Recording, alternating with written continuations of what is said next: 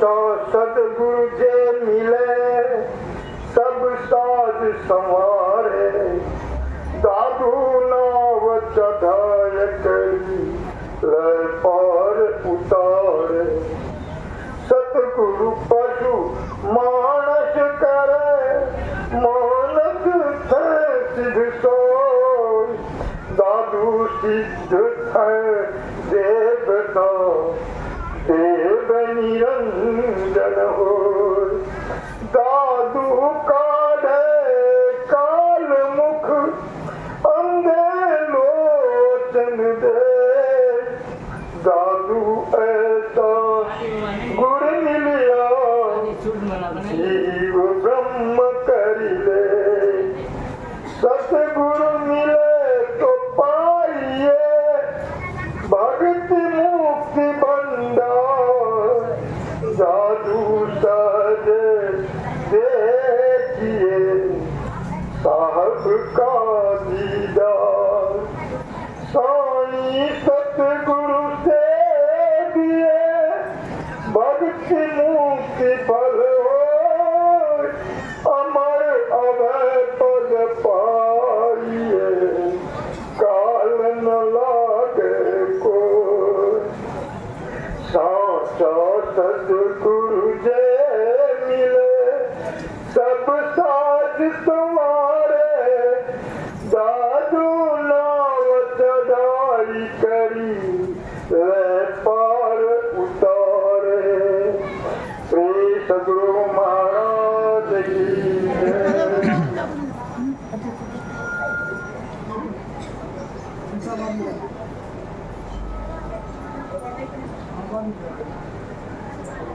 संत सद्गुरु महाराज की वचन महर्षि ने ही सत्संग सुधा सागर सर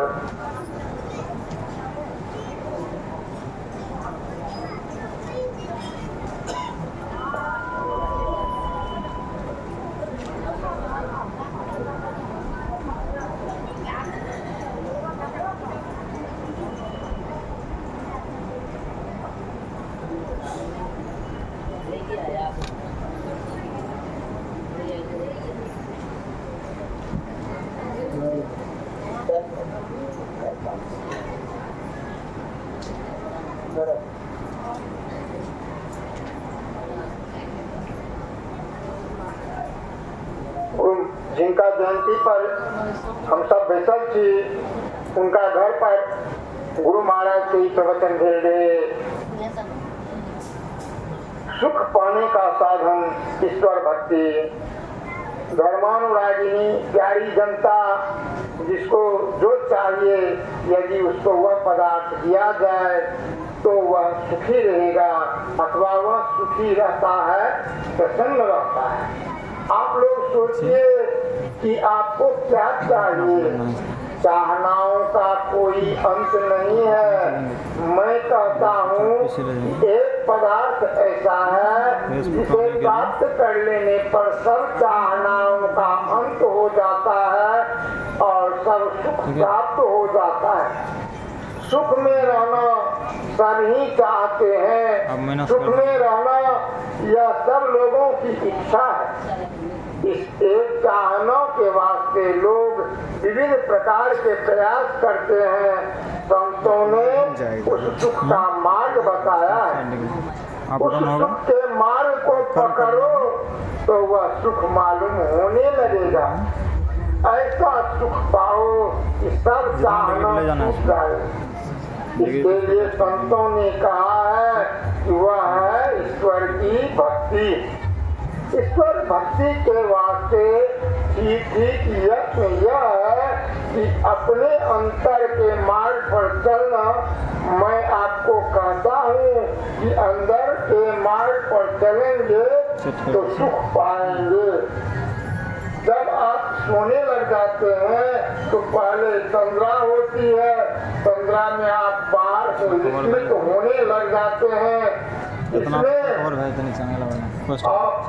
इसमें अपने ही आप यानी स्वाभाविक तरह से हाथ पैर कमजोर होने लग जाते हैं।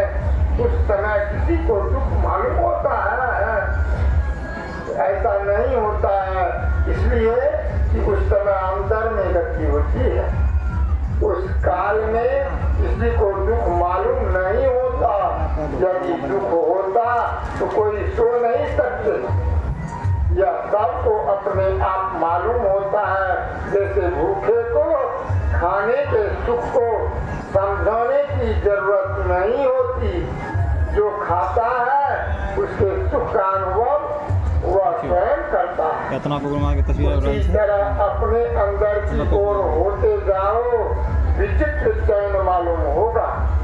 रूप रस गंध स्पर्श शब्द आदि के भोगों में वह सुख नहीं मिल सकता। इन इंद्रियजन्य सुखों से इसे अंदर का एक विलक्षण सुख मालूम होता है। जो सुख प्राप्त करना सबको सुलभ है, लेकिन अफसोस है कि लोग इस पर ध्यान नहीं देते। चंद्रा में ऊपर नहीं उठा जाता है, चंद्रा के स्वप्न में नीचे जाना होता है। स्वप्न से गहरी नींद में उससे भी नीचे जाता है। इसमें अवस्था बदलती है। अंदर चलने की बात यही है, तक नहीं है। अंदर चलने की बात यही तक नहीं है। जागृत स्वप्न और सुषुप्ति से ऊपर चलने की भी बात है। जागने की अवस्था में ही एक ऐसी क्रिया करो जिससे मन का सिमटाव हो। सिमटाव के कारण मन की स्वाभाविक ऊर्ध्व गति होगी। ऐसी ऊर्ध्व गति होगी कि उसमें नीचे नहीं गिरने पाओगे। मन में मजबूती रहेगी। जो कोई इस गति को पाने के लिए यत्न करते हैं वे इसका साधन करते हैं। मन को केवल एक तरफ रहना पसंद नहीं है। भगवान श्री कृष्ण ने अर्जुन से यही कहा था, मन बड़ा चंचल है लेकिन अभ्यास और वैराग्य से वश में होता है। मन की संभाल करते रहो। जहाँ जहाँ मन भागे उसको वहाँ वहाँ से तत्क्षण लौटा कर अपने ध्येय में लगाओ। इसका अभ्यास बहुत करना पड़ता है। इसी को प्रत्याहार कहते हैं। प्रत्याहार में जो हार जाता है वह शांति के मार्ग में नहीं जा सकता है। इसमें थको नहीं। प्रत्याहार का फल धारणा अवश्य होगी। इसको बारंबार करो। इससे धारणा में गहराई आएगी, यही ध्यान होगा। जब मन एकाग्र होगा तो वह एक तरफ होने लगेगा और अवस्था बदलने लगेगी। एकाग्रता में अवस्था बदलती है। एकाग्रता में ख्यालों को छोड़ना होगा। बहुत से ख्यालों को छोड़ते छोड़ते सब ख्याल छूटते हैं। इसकी साधना ठीक से करते रहो तो विचित्र चैन मालूम होने लगेगा। मन की एकाग्रता में शांति आती है। साधक अपने अंदर में या प्रत्यक्ष रूप में जानते हैं। जब एकाग्रता में शांति आने लगती है तो सुख उपजता है। इसमें साधक को आनंद मालूम पड़ता है। ऐसे स्थान से साधक नीचे नहीं गिरते हैं। इसी को चौथी अवस्था कहते हैं, अर्थात तुरीया अवस्था कहते हैं। गोस्वामी तुलसीदास जी ने कहा है, 3 अवस्था तजौ भजौ भगवान, मन क्रम वचन अगोचर, व्यापक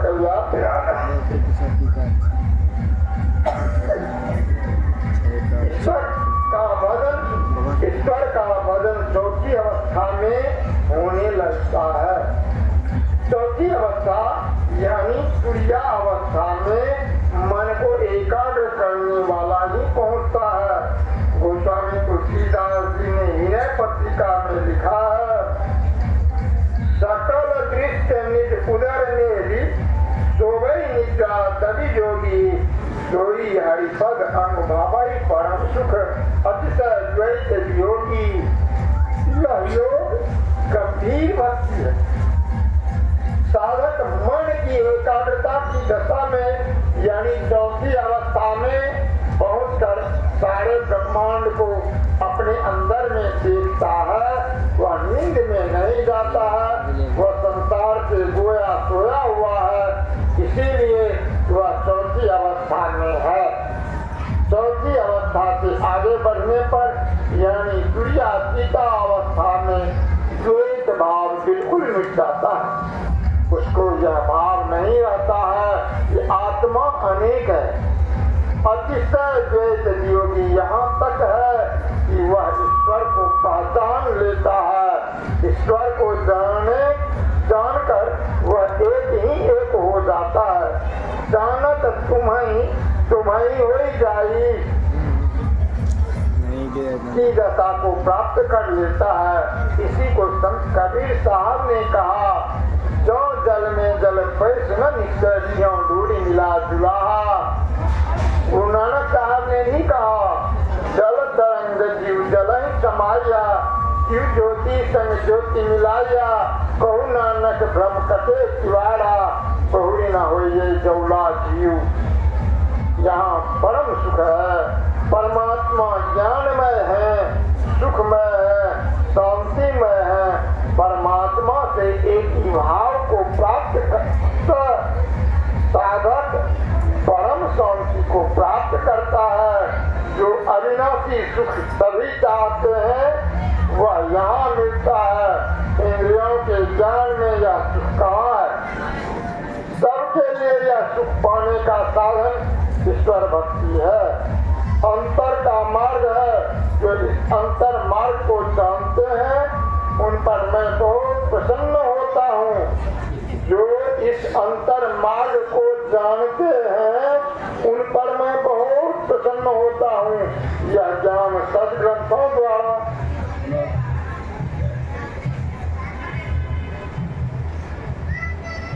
जो इस अंतर मार्ग को जानते हैं उन पर मैं बहुत प्रसन्न होता हूँ।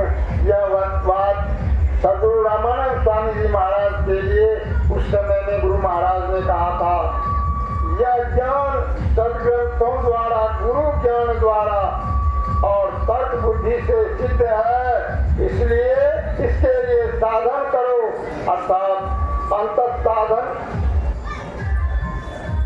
करो। अंदर जाने का जो भेद गुरु से जानो, सत्संग करके सदगुरु को जानो और युक्ति प्राप्त कर सिमटाव का साधन करो। सिमटाव में ऊर्ध्व गति होती है, इसी वास्ते बिंदु ध्यान है और नाद ध्यान है। बिंदु ध्यान दृश्य में और नाद ध्यान और दृश्य में पहुंचाता है। नाद ध्यान सृष्टि के अंत तक पहुंचा देता है। नाद ध्यान में बहुत दूर तक अनेकता, फिर ऐसी एकता की द्वेष नहीं रहता। हमारे गुरु महाराज यही प्रचार करते थे और हम लोगों को भी यही सिखलाए हैं। परमात्मा अनंत है, वे ज्ञान के भंडार हैं, वे शांतिमय हैं। जो परमात्मा तक पहुँचते हैं वे शांतिमय सुख को प्राप्त करते हैं। हिंदू ध्यान और नाद ध्यान करके सारे आवरणों को पार कर आदि तत्व परम प्रभु परमात्मा को प्राप्त कर लेते हैं। लोग समझते हैं कि यह कठिन साधना है, लेकिन गुरु नानक देव जी कहते हैं राजमही राजयोग मही योगी योगी, सब में तपीसु गृहस्थ मही भोगी, जाय जाय भक्त सुख पाया, नानक इस पुरुष का अंत न पाया। इस भजन में करने वाले को आनंद मिलता है। संत कबीर साहब ने कहा है, भजन में हो तो आनंद आनंद, बढ़त अनिक वादर बीजत है कोई सब। यह मैं जो कुछ कह रहा हूँ अपने गुरु से युक्ति प्राप्त कर जो साधन कर पाया हूँ, तो मुझको विश्वास हो गया है कि गुरु जी ने ठीक बतलाया है। मुझे बड़ा विश्वास है, अपने गुरु के उपदेश के कारण मैं बहुत दृढ़ हूँ। ईश्वर की भक्ति से ही शांति मिलती है। बाहर की भी भक्ति है, इनमें सार है। मन की एक ओरता, जप में मन एक ओर होता है। जप मनोयोग पूर्वक होना चाहिए। संत कबीर साहब ने कहा है, माला तो कर में फिरे, जीव फिरे मुखमाय, मनवा तो फिरे, यह तो सुमिरन नाय। तन फिर मन फिर वचन फिर, सूरत निरत फिर हो, का कबीर उस पलक को कल्प न पावे को। मानव ज्ञान में भी मन की एक ओरता चार वस्तु है। मोटी भक्ति से साधना आरंभ होती है, यही समाप्त नहीं होती, आगे और साधना बाकी रह जाती है। वह है सूक्ष्म साधना। सूक्ष्म साधनों के अंत में शरीर रहते चार फल काम, धर्म, अर्थ और मोक्ष की प्राप्ति होती है। ईश्वर को प्राप्त करके मोक्ष दशा को प्राप्त करते। मन की एकाग्रता होती है तो समझिए कि ठीक पूजा होती है। मन की एकाग्रता होती है तो समझिए कि ठीक पूजा होती है। जप और ध्यान में मन की एकाग्रता आवश्यक है।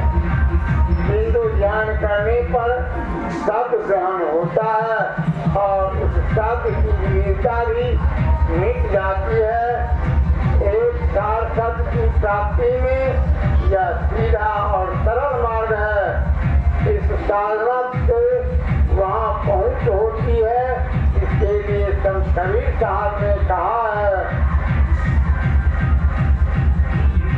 कहो उस देश की बत्तियाँ जहाँ नहीं हो दिन रतियाँ, नहीं रविचंद्र और तारा, नहीं उजियार अंधियारा, नहीं कह पवन और पानी, गए वही देश जिन जानी, नहीं कह धरनी आकाशा, करे कोई संत कहाँ वासा, वहाँ गम काल की नहीं, जहाँ नहीं धूप और छाही, न जोगी जोग से ध्यावे, न पत्ती देह दरवावे, सहज में ध्यान से पावे, उसका खेल यही आवे।